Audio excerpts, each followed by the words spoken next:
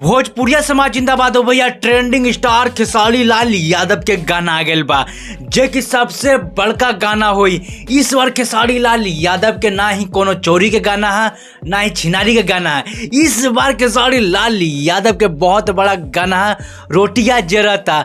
ये राजा छोड़ दी तावा पर रोटियां जरता।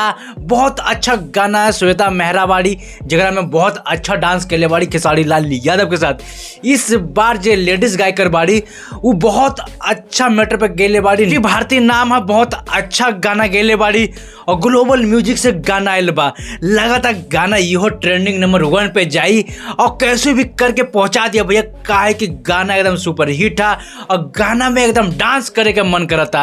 ये राजा छोड़ दी तावा पर रोटियां जरता। खेसारी लाल यादव के मूड बहुत अच्छा बा जेकरा कारण खेसारी लाल यादव कहता रे बतावा धन कुछ करन हमरो उपाय। तो भैया हो लड़की जात बाड़ी तो रोटियां तो बनेबे ना करी और बताओ रोटी ना बनाए तो कैसे खाई। तो भैया खेसारी लाल यादव का अलग मूड बाड़े, अलग मूड में बोला ताड़े। पर उनकर जो घरवाली बाड़ी तावा पर रोटियां जराता, ननद बुला बताड़ी, बेटा बेटी बा, मतलब कि बहुत कुछ है गनवा में। सुनवा तो सुनते रह जीवा भैया हो। हम 4-5 बार सुननी तभियो भी दिल ना भरल, मन करता और सुनी।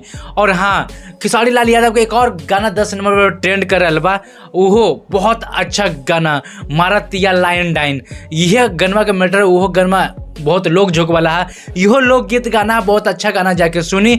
और हाँ, गनमा के लिखले बाड़े बहुत अच्छा मैटर में गनमा के लिखले बाड़े और म्यूजिक भी अच्छा मैटर में बनल बा।